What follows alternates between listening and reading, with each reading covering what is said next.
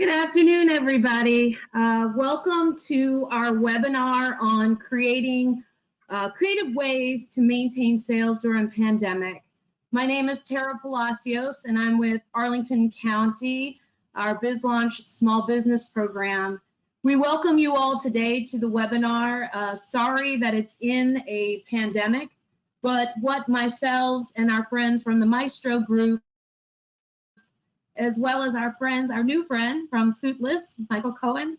We're really pleased to have you with us today because we thought that in this time of transition with things that are happening a mile a minute, how do we keep business going? What are some of the things that we can do in making sales and closing deals? And it's an interesting time and it's an interesting situation, but business still has to be done. And what are some of the creative ways that we can do it? So my first thought was to reach out to my friends at the Maestro Group, and I'm so honored and so pleased that they jumped in. We put this workshop, this webinar together in 2 days, and really pleased that they were able to do so. So I'm going to send it off to my friends. I'm going to exit screen left and take it away to my friends at the Maestro Group, Mike Velarde. Thank you all so much. So this is Chase from the Maestro Group. We also have our Chief of Staff, Mike Velarde, on. He'll be monitoring the chat room for your questions. We have at least 50 to 100 people attending today, so we've decided we'll handle questions through the chat room. We want you to get your questions in. We want to be able to answer as many as possible. So at the end, we'll try to leave some time for that. But as we go, if your questions come up, please just put them in the chat room. I want to give my friend Michael from Suitless a chance to introduce himself, and we'll talk a little bit more about what we're going to do today as well. Hi, everyone. My name is Michael Cohen. I'm from Suitless, and we're here today to talk a little bit about working from home, some of the new challenges we're experiencing in the workplace, and some of the issues that are created having to work from home in the environment that we're in. So the goal is to try to minimize the disruption to productivity and maintain the momentum in your sales by sharing some best practices and creative tips throughout this presentation. So hopefully you'll walk away with some more information and knowledge that you can use while you're working from home. So we'll be walking through a presentation. Everyone should right now be able to see a presentation up on the screen with a sales professional at home working away on his laptop, but with the toys and the laundry strewn about. I know that's a familiar scene for me right now. I bet it is for many of you joining us today. So thanks for doing that. Let's jump in and take a look at our agenda for today. And mind you, if you can't see the presentation for any reason, please do message Mike Velarde on the chat and he'll do his best to fix that for you. During today's discussion, we're going to do some more thorough introductions about Suitless and the Maestro Group so you know who you're talking to. And then we'll go through some best practices for working from home. Michael Cohen will take the lead on that. And then I will be discussing how we can creatively sell from home, maintain some momentum in our deals, and not let this become as down of a quarter as it might otherwise be. And then Michael and I will come back and talk about tracking success and how to keep your team engaged. We'll talk a little bit, if you're a sales leader, what you need to be doing as a sales leader to keep your team engaged there. So, Michael, back over to you. What are some things you would recommend to companies who are implementing work from home? Yeah, so to kick this all off, Chase, I think I want to mention the four C's are. Sorry, I apologize. I jumped the gun a little bit there. I didn't let you introduce Suitless. Yeah, no worries, no worries. So a little bit about Suitless and myself. I'm the CEO of Suitless Inc. We were started in 2014 as a remote and virtual company. We've been in business for about 5 years, and we help business leaders become more productive by providing them with services like HR, finance, and internal operations. And my background and bio real quick, I've spent 15 years in the world of people ops and HR and back office. I've worked for technology companies like MicroStrategy and the Consumer Technology Association and Vox Media. I have a bachelor's degree and a master's degree from Virginia Tech, go Hokies, and a master's in HR management from Marymount. If any of you remember the Blue Goose building in Arlington, spent some time there. I also hold the SPHR credential and the SHRM SCP credential as well. So that's me in a nutshell. And the Maestro Group, we're a sales acceleration firm. We help firms sell more faster. I saw on the invitation list we have some Maestro Group training alumni. I appreciate your attendance today. And for those of you who are not as familiar with us, our collective team has over 100 years of sales experience. Personally, I come from the legal and diplomatic background, and I do much of our leadership coaching. If you are looking for any of those services, please reach out to either Michael Cohen at suitless.com or the Maestro Group at maestrogroup.co. And now let's talk about, Michael, your tips on what companies can do who are implementing work from home. Great, thanks, Chase. So the first tip that I would give everyone is actually 4 separate tips, and I'm calling them the 4 C's because I want to give folks a framework on how they can approach working from home, working with others from home, and managing other people from home. And the first C that I'm going to start with is communication, and it's so critical that we focus on how we communicate with others as we work from home and as they work from home. And I'm telling everyone that we work with that better communication isn't going to happen overnight. We've been forced into this new scenario where we used to talk with people face to face in the break room, in the kitchen, and now we're limited to really a few different types of channels of communication, whether that's texting or phone calls or video or email. So the first piece of advice that I want to give is really simple. It's over communicate as much as possible. So much can get lost in translation when you're sending an email or a text back and forth, and we want to make sure that everyone is receiving information and communicating information as clearly as possible. I like using this one tiny tip, and that is use the word because a lot, right? So when you're telling someone to do something, give them a rationale as to why that's happening. It's a good management tip, but it also works well when you're communicating remotely.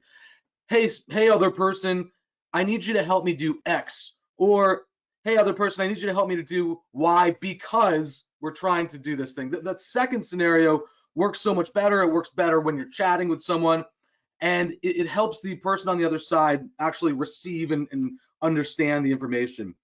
One of the challenges with communication right now is that we lose that piece of body language, the tone. It's harder to pick that up when we're communicating over systems and over chat rooms and on Slack. And so again, that word because is critical. I encourage everyone to try to incorporate that throughout the day today, throughout the rest of the week, next week. Hey, we need to do X, Y, and Z because. Very critical. The other thing that we're dealing with now is what we're calling asynchronous communication, right? So when we work in the office with one another, we can work on things at the same time. We can go sit down next to someone. We can point something out to them. Now, of course, companies have core hours and time that they work together, but we also have people who are working, various times throughout the day, getting various things done. It's different from that synchronous communication. So we need to be aware of that. We need to be sort of understanding that, different people have different challenges throughout their workday. A spouse might come home or a dog might start barking or whatever it is. And so we have to figure out how to work asynchronously. And another piece of communication that we're really stressing is having a common truth amongst your team members, right? So whether that's a shared spreadsheet or a Google Doc or a system that you put in place, having everyone being able to operate off of the same sheet of music to say, hey, this is what I'm working on. This is what we've accomplished. Whether it's a simple Excel spreadsheet where someone puts an X next to the project that they finished working on. We have to acknowledge that communication isn't as easy as it used to be in person. And so now we need to implement these tools and systems to help us through this. The second item of the 4 C's is culture. So as we all probably realize, the new culture, the new work culture is dogs barking in the background, kids bursting into meetings, and knocks on the door for random things. And so we sort of have to acknowledge that and acknowledge that this is different than in the past. As I've been saying, this is it's no longer bring your child to work day, it's bring your work to your child day, or bring your work to your family day. One of the ways to work on this is to have a cadence, right? Having online meetings, having structure set out in terms of what time you start working, what time you end working, having those traditional rituals about waking up at the same time every day, brushing your teeth, getting into the shower, putting some work clothes on, and treating your work from home as real work, not just like, oh, this is a temporary Band-Aid, or I'm going to take the day off today. Instilling that culture in people is critical, right? This isn't, we're not creating a new way of working. We're working in our old way. We're just using different tactics and systems and enhancing and changing our culture a little bit. One example that our company recently did is we held a virtual coffee break, right? You got to break up the day. We don't want anyone sitting in front of their computer or on their phone for 7, 8, 9 hours a day straight. So try to put something in place with folks where you can sit down, everyone can drink a cup of coffee on Zoom together or on the phone, on speakerphone, and talk about something other than work. What did you eat for dinner last night? What game did your family play? What movie did your family watch? How many times has Frozen 2 been played on repeat in your house? So the last thing on culture I would say is results really matter, even more so now than before. And making sure that people understand what their objectives are and what the expectations are when it comes to work becomes critical. And this is something that managers are going to have to help their teams with. This is something that salespeople are going to really have to focus on. Goal setting, showing your work, being productive. There's no hiding anymore. People in the past can sort of in person can push things around, or now it's everyone is out there expected to do work and get things done. So results matter. Our next C is creativity. I will preface this by saying, by nature, I'm not a creative person. But here's what I am. I am an experimental person. I like to experiment with things. I like to try new things, whether it's new projects, new ideas, new materials.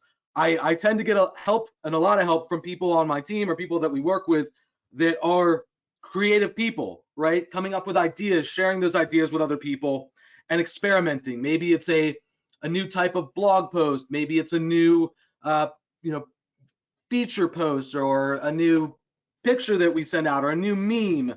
I would encourage a lot of experimentation during this time in terms of your culture and your creativity. I also would say try doing creative things on a regular basis. Try something on a weekly basis, whether that's a virtual coffee break, or whether each week one of your team members gives a video tour of their house, or a video tour of their workspace. I think keeping things creative and fresh is critical to reducing burnout, reducing stress, reducing the chance that your employees are going to say, I'm doing the same thing over and over again. How do I take a break? How do I stop? Another thing you could do is some games or challenges with the people that you work with. It doesn't have to be your employees. It could be your coworkers. A fun one that I heard of recently is anytime someone says the word or in a presentation or on a phone call, they owe $1. Stuff like that can actually be helpful. That can help us remind us that we're still working, we're still trying to improve ourselves, we're still trying to get better in terms of our speaking and our presentation. But I encourage everyone to experiment, try some new things, try some fun things. It's not gonna hurt. And I just said and now I owe $1. And then finally, the last piece of this is compliance. Compliance underpins everything that we talk about. You know, it underpins our daily work and our daily life. I like to mention that having policies and standards are critical. Work from home policies, equipment policies, computer usage policies, that stuff doesn't go away just because folks are working from their computers now. The real reason we need that stuff is for a baseline, right? Not everyone is familiar with working from home. Not everyone is familiar with equipment policies and how they can use their computer and what they can use it for and what they can't. And so putting that stuff in place becomes, I would say, critical, you know, messaging that information to employees and coworkers, and again, going back to having that common truth. And lastly, in terms of compliance, there's still those rules and laws out there that don't go away just because everyone's working from home. Rules and laws like OSHA, COBRA, the Disability Act, FMLA and FLSA, and EEOC rules, and along with their state equivalents, those rules were put in place to protect employers and employees in situations just like this. So we don't want to forget them. We don't want that stuff to go out the window. They become almost more important now because not only are we relying on those rules, but we're also relying on employers and employees to follow policies and standards and procedures, things like that. So yeah, those are the 4 C's that I would recommend people start to think about and incorporate into their daily work from home routine. So, Michael, as people are making this transition, what do you think some of the biggest challenges they're going to face are going to be shifting from a work from office to work from home scenario? Yeah, I think that getting used to a rhythm and a cadence is critical. We talked earlier about getting dressed for work. We're currently in an environment where, you know, it's constantly evolving. A week ago, I would have said, hey, here's how you would work from a coffee shop, but you know, that's gone out the window now for the most part. And it's important in your home office or wherever you're working from that you find a place that you can dedicate to work, right? Whether that's a specific room in your house, maybe it's a familiar chair, your porch, your deck, your patio, someplace where you can go every day and the family knows that once you're there during these times, you're working, you can't be disturbed, you've got things to do. I also recommend having a schedule to your workday. The real suggestion I have here is to focus on balance. It can be really difficult. You know, we've found working remotely for a while that when you have a computer in front of you, it's easy to work from 6 a.m. till midnight. It's easy to overwork. It's easy to burn yourself out. And at the same time, on the other end of the spectrum, there's folks out there who, you know, get distracted easily. They have a million different tabs up on their Chrome browser. Their dog's running into their house. You know, balance becomes critical. Not working too much and making sure that you're working enough. And again, avoiding distractions. It's really so important. Yeah, in the Maestro methodology, we talk a lot about the psychology of sales. And I think what you're talking about there has a lot to do with the psychological switch that happens when you take the steps you just described, having a dedicated workspace, getting dressed for work, eliminating distractions. It can go a long way to putting your own mind into the work mindset. And I think that's crucial at this time. I know you also, Suitless is a virtual and remote company, and that's something you've dealt with for many years. What are some problems you've encountered that some of the people that we're talking with today might be able to anticipate and learn from? Yeah, it's a good question. I would say that hiring as a remote-based or work-from-home company can be incredibly challenging. Imagine having to hire new employees remotely, train them remotely, and then have them actually begin working remotely. So we have employees and clients who we talk to all the time and know very closely and have never met them in person. And I would say that the key to doing this is taking best practices that we encounter in real life and figuring out how to merge them into software, technology, and systems. So, for example, checklists in a folder become spreadsheets in the Dropbox folder or a Box folder. A PowerPoint presentation becomes a Zoom presentation, and so forth. So how can you morph the great things that you're doing in the office and in person into the virtual world, and really thinking through that's a real challenge. And I think that companies are going to have to think through that and be really deliberate about how they address that issue. Yeah. So if you had one key piece of advice for those transitioning to remote work, especially in the sales context, what would it be? Yeah, so key piece of advice here is I would recommend that we keep in mind that there's always a person on the other end of the line, whether that line is phone, chat, video, text. Treat other people humanely and with dignity. Ask them how their day is going. Be sincere when you ask them that. Look, this is a situation that not many could have predicted, and making sure that people are doing okay and showing humanity and empathy throughout your day when you work with other people becomes critical. All we have now is communication with each other, and we have to figure out how to get that right. So I would say be mindful that everyone has their own issues that they're dealing with. Family issues, friend issues, health issues, travel issues, and so forth. People are dealing with anxiety, depression. I've never worked from home before. I have a million roommates. I have kids running around. So go the extra step for caring for one another. Figure out how you can help each other. Figure out how you can communicate better. Become more creative and experiment more. And figure out how you can comply at the same time and be a little bit more focused on culture and do right by one another. Yeah, I think those are all great tips. And, I can dovetail off of that last point when we talk about there's people on the other end of the line of all these calls, both your coworkers, but also with your prospects. If you think about what we typically do when we're selling at the beginning of any prospect call, any discovery call, is we have some small talk and we have some introductions. And I think that this sort of is something we talk about at Maestro as the science of that sales is science and art. And there's a science to doing introductions generally, but the art of doing introductions now that we have a pandemic on our hands and everyone's working remotely and your prospects are dealing with all of this as well, they're working from home for the first time perhaps, or maybe not, but even if they always work from home, they're dealing with their kids aren't in school, or their spouse is now working from home as well, which was not happening last week. We have to keep these things in mind.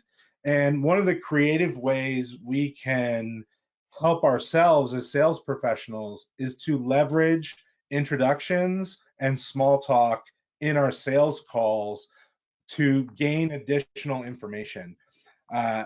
In the way we teach sales at Maestro, gaining information is the key to your deal, because the biggest risk is not having enough information. We also teach a concept called framed introductions.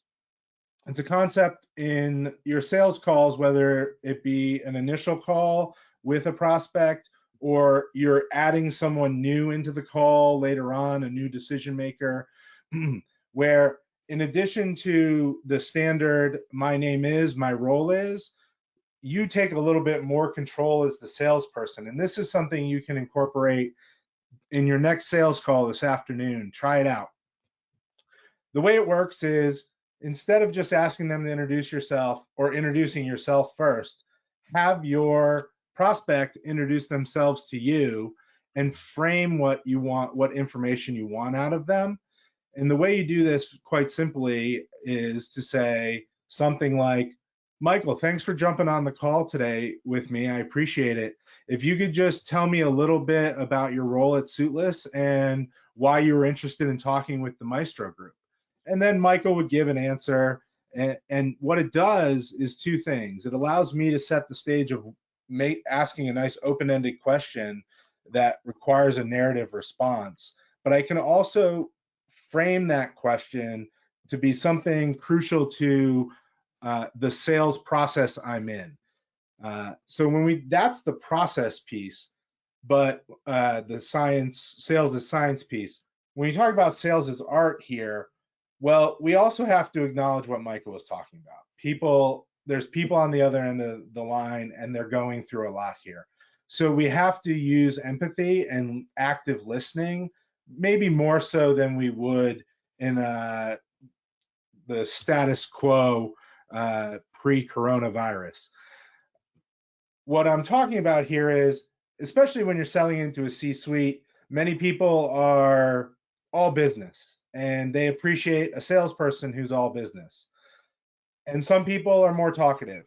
We want to use that framed introduction concept that I just talked through to try and gauge whether this person that we're talking to, if they're still proceeding in that method and they're like, oh yeah, everything's fine, no big deal, business as usual, or if they're genuinely going through some stressful times that's weighing on them and it's showing through in your calls.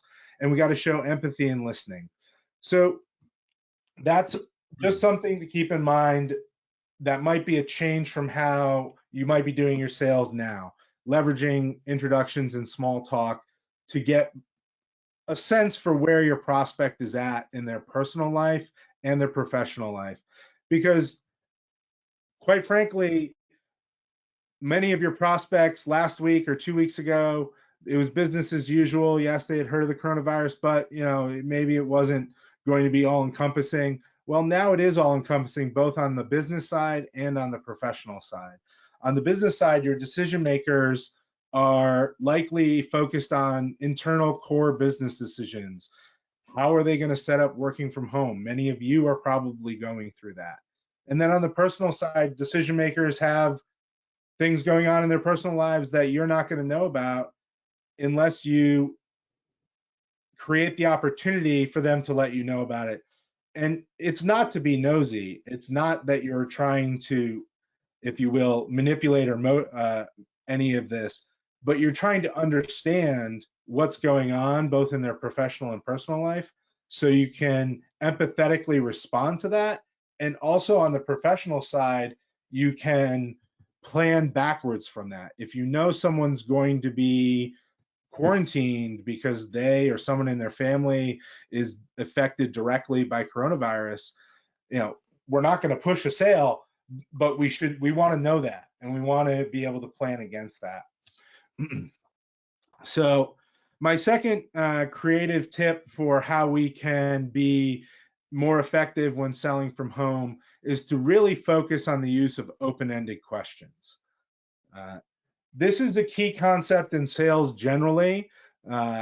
When compared to binary questions, which are yes/no questions or single answer questions, using open-ended questions is the key to getting information that helps you close your deals faster. Baselining open-ended questions, how do we do that? We ask our questions starting with who, what, why, where, when, or how. The 5 W's and how. When you do that, you are placing your prospect in a position where they have to provide you a narrative response and articulate the reasons behind their answer as opposed to yes or no. And my favorite example here is how does that make sense just became the most dangerous question in sales. We listen in on sales calls and call recordings all the time. And this is a question we all ask in our regular lives. We all ask it in sales calls. And what we inevitably get in a response to that question is yes, yep, something like that. It gives us no information. And actually what it does is it creates a danger of a false positive. For example, we listened in on a sales call this week where the salesperson was giving a demo and walking through some features of the software, and the prospect was nodding along. The salesperson actually did notice that they seem to be looking over their shoulder a few times. They might be a little bit distracted, but you know, the prospect didn't say anything, didn't ask for a moment, so he powered through. And as he got through the features that he was talking about, he asked, "Does that make sense?" And the prospect said, "Yep, yep." And the salesperson moved on through the rest of the presentation. About 15 minutes later, I says, "So what questions do you have for me?" Which is a perfectly good question. It's a nice open-ended question. I like it. However, what the prospect said was, "Well, sorry, does your software do X?" Well, that was exactly the feature the salesperson had been going through during the demo when the prospect was clearly distracted. So when we see that, we need to take action upon it. Doesn't mean we need to confront anyone, but saying something, using empathy. I know it's a really tough time working from home. I see that maybe you have someone trying to get your attention. If you need a moment, I can absolutely give you a moment. I want to make sure I get a chance to walk through these features with you or talk about how this can help your business make more money. Taking the chance to do that, showing that empathy is a crucial element. People will appreciate it. So that's why I want to caution everyone to stay away from these binary questions. In particular, the question, does that make sense? So now let's talk about how we can also use a concept we like to call sales as physics as a creative way to keep motion in our deals, to keep momentum in our pipeline.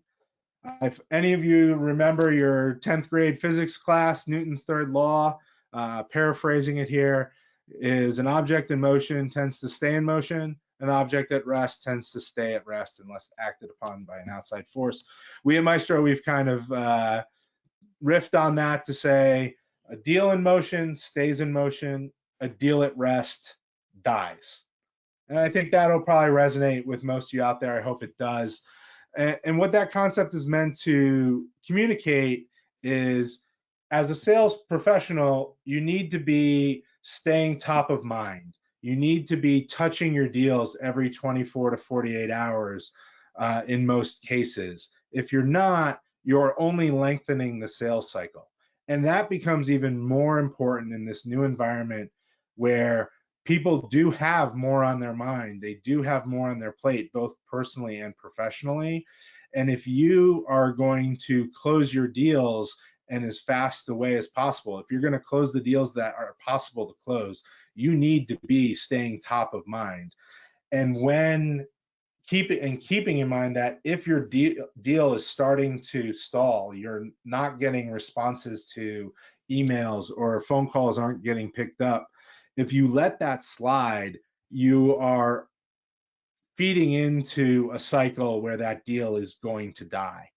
So how do we overcome that? This is a classic problem in sales. Well, the way we do it here at Maestro is to use a concept called gifting. Gifting is not you open up a new bank account and you get a free toaster. We're talking about intangible, useful pieces of information based upon the conversations you've had with prospects. So this basically divides into two categories. I would call them professional gifts and personal gifts.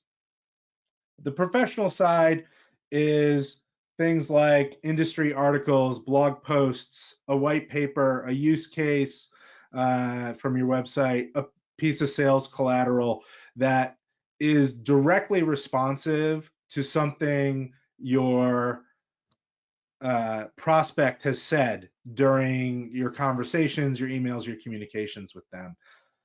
What we're trying to avoid is a marketing blast or anything that they might consider spam. The key to gifting professional content is that it is directly tied to something they've said to you or based on some a reasonable conclusion based upon the research you've done about their company or a combination of those two things. And the personal side of gifting, ties right back into the first bullet point we have up on our screen right now, the leveraging introductions and small talk.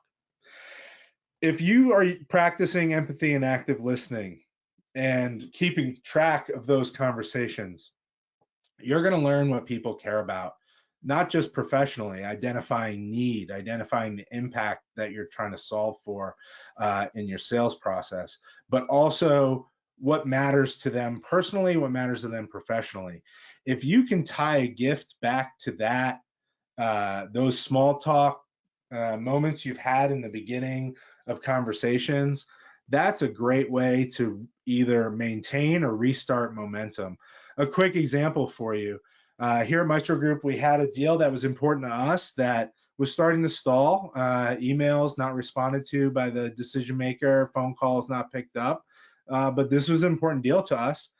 Something that we knew from previous conversations, keeping track of what this person cares about on a personal level, was the decision maker. He had 2 kids. They both played lacrosse, and he had mentioned how expensive lacrosse equipment was and that lacrosse season was starting up. And what happened in this scenario was, around the time where we weren't getting responses to calls and emails, is our team member happened upon a lacrosse supply store that was going out of business and had a big 50% off going out of business sale sign in the front window, snapped a photo of it, sent it as a message over to his contact at the company with just, hey, I know you mentioned your kids are looking for lacrosse equipment, saw this, thought it might be interesting to you, sent it off. As you can imagine, that generated a quick response. The key was, and this is both for the professional side of gifting and the personal side of gifting, is that there's no ask here. There's no ask attached to a gift. It's just like a gift in real life. When you give someone a gift, you don't expect a thank you card. You don't expect a gift in exchange. It is meant to be something just for them because you thought of them. Think of it the same way. So when you're gifting, we don't tag the end of that note with, oh, by the way, let's jump on a call to discuss our deal or anything like that.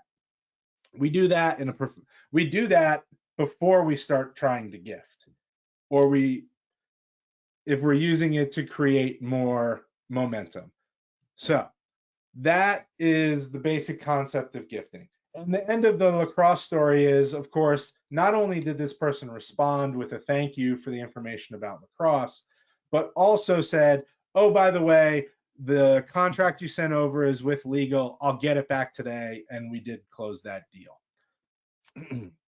So another key element right now, as you are perhaps not having as many calls or having more difficulty getting in touch with your prospects, is leveraging prospecting tools in social media.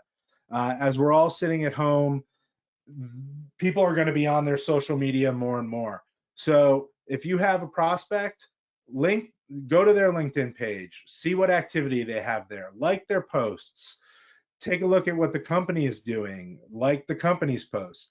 Keep yourself top of mind with your prospects.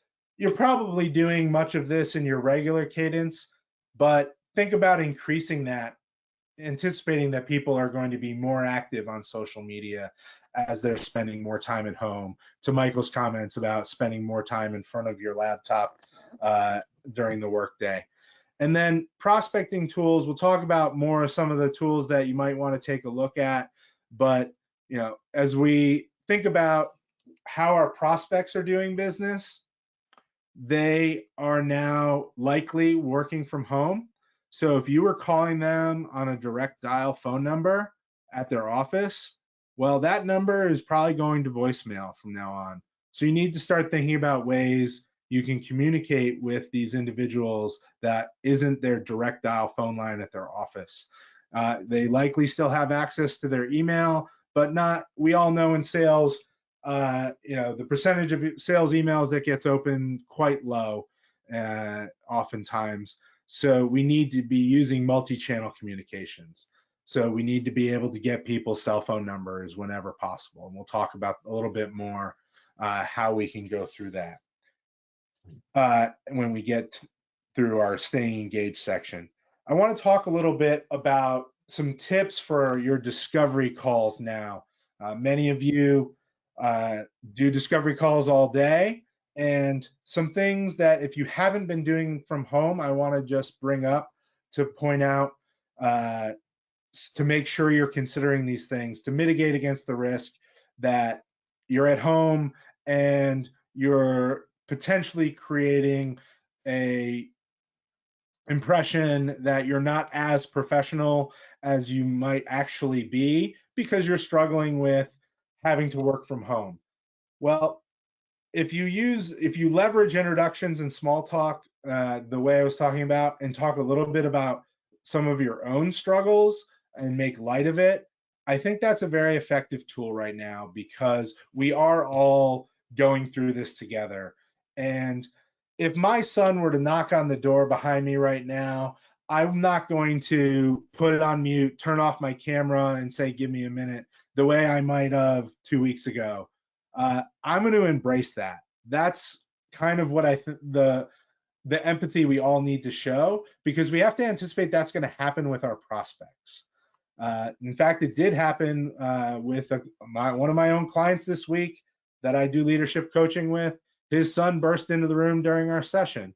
Well, we didn't stop the session. We embraced it. We made some jokes about it. I would encourage you to do that. That doesn't mean you don't want to eliminate distractions as much as possible, but we need to be prepared for the fact that they are going to happen on both sides. We want to mitigate as much on our side, but be gracious about it if it happens on the other side. I don't know how many of you have seen the viral video from a couple years ago where some professor was on BBC being interviewed live, and one kid walks into the room, and then the baby comes in a roller, and then the wife comes sliding in, to try and get the kids. I mean, it's hilarious, and we have to anticipate that these type of things are going to happen and treat those type of things with empathy. But on your own side, to mitigate against some of these risks is, if you haven't done this already, test out your backgrounds. Make sure you don't have things in your background that are going to cause distraction or make you look unprofessional. The flip side of that is, don't be afraid to use your background to spark discussion. A sign, a company sign, if you are familiar with using green screens and have the technological know-how to do that, you can put up any number of backgrounds or your logo. I know people who put the musical instrument they play in the background simply to spark discussion. And don't be afraid to use the background of your prospect as a conversation spark yourself. I think that's all fair game, and when done tactfully, can help you build some of that rapport and using that empathetic discussion about what we're all going through working from home. But some of the things you can do to mitigate distractions, I have a hotel do not disturb sign on my door here now. So everyone who might be home right now, they see that, they know I'm on a video call, please don't come in. Put your own phone on do not disturb. This is something I hear all the time just before pre-pandemic world. You'll have a prospect, their Slack will be dinging, their phone will be dinging, email alerts. All of these things are things that, as the sales professional, you can mitigate against by making sure to turn off notifications on your own computer, turn off notifications on your phone, or put it in do not disturb.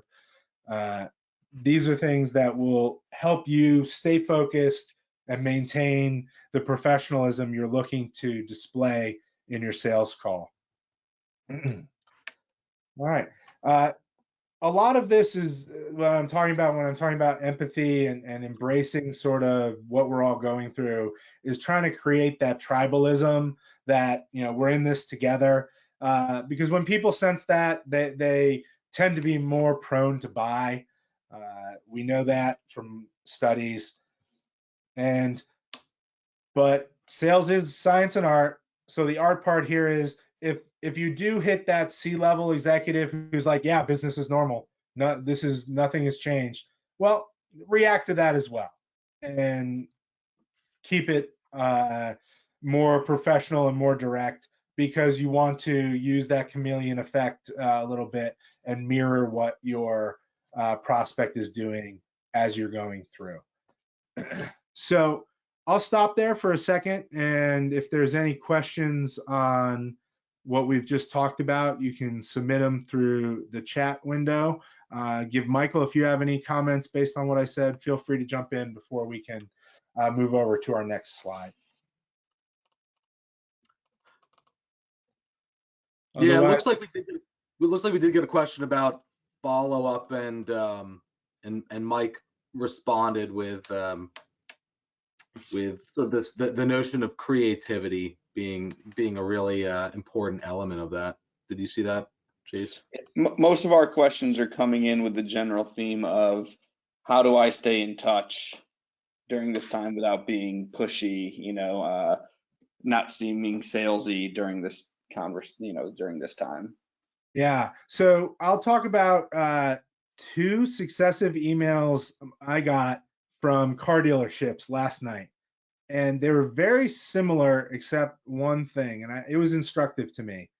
One said coronavirus update, and you open it up, and it was a highly stylized graphic with large block print that said, "We're open for business!" exclamation point, and a bunch of details about their special offers right now. I don't know what anyone else's reaction to that would be, but my guess is it would be similar to mine, which is, wow, I feel a little bit like tricked. I feel like that was a dirty sales trick. I was in the market for the car. I think I opened it more out of curiosity. I'm not currently in the market for the car now. I opened it just to see what it was. And I really was kind of off-put by that.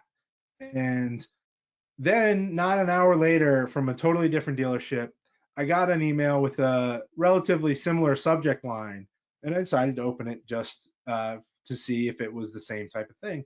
And it was actually quite different, and I was struck by how different it was. And what it said was, here are the steps we are taking as a dealership to comply with the public health guidance that's out there. And it was a list of 5 or 6 bullets. And it didn't have any information about their sales or discounts or anything like that. And that struck me quite well. I'm not saying it's going to make me go to that dealership, but that was an effective way to essentially almost a gift, meaning there was no ask behind it. It was meant to keep them top of mind and say, we care about our customers. Now, I'm not suggesting that in the SaaS sales world or the selling of services where we are mostly remote anyway, that you can send out an email that says, here's what my company's doing about COVID-19 to keep you, the customer, safe. That's not probably going to work. But when you if you're going to talk about the pandemic, do so forthrightly and don't try to create fear. Take it from the perspective of, we're all in this together, and I think my business, my product, my service can help you during this time, because going back to what Michael was saying, when you're talking with the people you work with, explaining what you're doing with, because in sales, that's just as important, to be able to articulate the value that you're going to bring to your prospect's problem. You're going to solve their problem and create value for them, not just a feature dump. Michael, if you could just, if there's any other themes in the questions, I'm not seeing them. I think we're good. Okay. There was the other piece was about getting in contact with people and not seeming pushy. Yeah, so email with gifting with no ask, that's a good way to keep your cadences up, to keep your touches up that don't require your prospect to necessarily do anything, and keeps you top of mind. And then If you don't have any other way to get in contact with your prospect other than email, because the only other thing you had was an office phone line, then that's in particular the prospecting tools. I would encourage people to take a look at RevDriver from Sales Intel. It's a free Google Chrome plugin that integrates with LinkedIn or the company's website. They have millions of human verified data, and the way the Chrome extension works with LinkedIn and the company's website, if they have a contact information to include direct dial mobile numbers, you can just click on it and it will reveal it for you. So they have that free tool up right now. I like it. I would suggest you check it out. There are plenty of other solutions out there. You're going to have more downtime as a salesperson now, so use the tools that your organization provides, whether it's LinkedIn Navigator, Zoom Info, Discover, or whatever the prospecting tools you have in place. Take full advantage of them when you don't have your discovery calls and your pipeline is maybe not where you want it to be. Use this time to generate as much top of the funnel pipeline as you can, so that when we do come out of this, you're not starting from zero. So I think we can now move on to tracking success during this time and the importance of doing so. We talk about controlling what you can control and mitigate risk, and those two concepts are key in sales in general. Controlling what you can control in the context of tracking success right now is making sure there's transparency within your team, within your organization, about what's going on in your deals. It's a little more difficult now when you can, as a sales leader, hold a daily stand-up meeting where you have everyone in front of you to start the day, or weekly pipeline meetings where you're doing deal reviews in person. Never mind, you don't have the ability to just drop by someone's desk. But we can do all of those things remotely, to Michael's point, leveraging video conferencing, leveraging things like Google Docs, cloud-based shareable documents where you can have a single point of truth to track things. The other big one is, while everyone's working remotely, if you're a sales leader, just impress upon your team the importance of updating whatever CRM system you're using on a daily basis, if not as you go during the day. And if you're in a sales role, it is absolutely crucial, both for you and for your organization, to have good data hygiene in your CRM right now, both so you can maintain momentum in your deals, but also so the sales leader knows where they need to be focusing their own energy and to understand what that pipeline looks like so we can take action. I think a lot of businesses are going to, just as a reality, see a down quarter now, but we need to have data behind that to take action. And the way we can do that is maintaining our discipline in our CRM. Another thing we can do to track success here is when we have a deal closed now. That's something that often many organizations will celebrate in some way. Find a way to do that online to create that culture that Michael was talking about, the culture of success. If you bang a gong in your office every time you close a deal, find a GIF of somebody banging a gong and send it out every time you close a deal. We need to keep the culture positive here and make sure everyone is staying engaged. That's going to be key in such a volatile period. And then, so Michael, I'll give it to you for a second on how we can try to keep our teams engaged as we are moving through in the last 6 minutes we have here today. Yeah, well, the first recommendation I would make is to not follow the hygiene practices in that slide where everyone's putting their hands on top of one another. at least right now at this moment in time. When we get the all clear and go back to the office, we can get back to putting our hands together. So when it comes to engagement, I think that I always go back to communication, right? I always go back to checking in on people, but also maintaining flexibility, maintaining empathy, maintaining kindness with one another, having those ongoing touch points throughout the day, right? Liking someone's post is free. Connecting with someone on LinkedIn is free. Posting a message somewhere about your industry is free. And so just sort of getting out there, getting in front of people on the computer without being pushy, without being in your face, but really staying on top of things and making sure that you are staying in the discussion, staying a part of the communication. I think that's critical because right now everyone is dealing with the same thing. And so regardless of where people are, what people are doing, if you like something, if you like a social media post, if you retweet, if you post yourself, other people are going to see that. And that in the long run is going to be good for you, for people knowing who you are and that you're there, and good for yourself as well, and making you feel in the inside like, hey, I'm actually contributing to something. I'm actually making a difference. So for the sales leaders on the call with us today, if you have recently moved your team to working remotely, some things to consider that we would recommend is to make sure you're holding stand-up meetings, if not daily, at least periodically during the week at the beginning of the workday, just to keep a rhythm of people of the workday and getting into work, being used to working from home.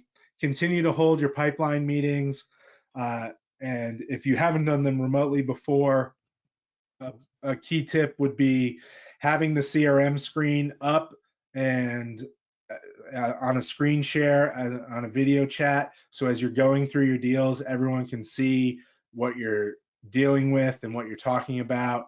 And having people in those pipelines make commits for the week and review commits the following week, what was done and what wasn't. And just reinforcing a culture of relentless accountability. We are going to see numbers across the board go down, most likely in most industries. So accountability and creativity become key to mitigating the losses that are likely to come and trying to overcome that. And I think even calling out activities as well, not just when they're getting things. So the people that are out there making the phone calls, keep them motivated as well. Absolutely. So let's talk about some of the tools that are out there that can help your team working remotely. Many of you are probably familiar with the logos you see on your screen right now. And if you are, we encourage you to keep using them. But we wanted to sort of kind of put these up there for maybe some teams that have not worked remotely before. All of these companies you see up there can help you be much more productive and efficient in a remote environment. For cloud storage with Box, also Google Drive if you're using Gmail for your email server. DocuSign, we want to get our contract signed, and maybe people don't have a scanner at home. Well, we can overcome that with DocuSign. Very easy software that verifies signatures, and you can get those contracts signed, and we can get paid. Slack, most people familiar with that. GChat, but this is a crucial channel both for internal communication, but for some of the people who are more familiar with it, you can explore some of the more power user functions like shared channels, where you can actually have a channel with your client or prospect to communicate more directly. And then Zoom and GoToMeeting, which we're on right now for video conferencing, a great way to really create some human level of interaction where you can see one another. So thank you everyone for being on today. Mike, I'll let you close out a little bit and we'll give Tara a little bit of time as well. Thank you. Michael, go ahead. Okay, great. Thank you. Yeah, so again, thanks everyone. I really appreciate the opportunity to speak with you all.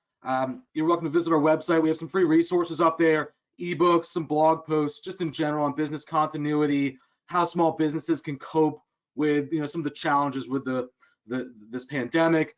Contact information is here. Feel free to reach out if you have any questions at all. And above all else, stay positive and stay healthy. We're gonna get through this together. Yeah, I second that. And for those of you who joined us today, Maestro will be offering a free 20-minute strategy session on any deal you're looking to get across the bottom of the funnel. So you can reach out to me directly at chase@maestrogroup.co. The rest of my contact information is on the screen there, or just jump on our website. You can submit an inquiry that way.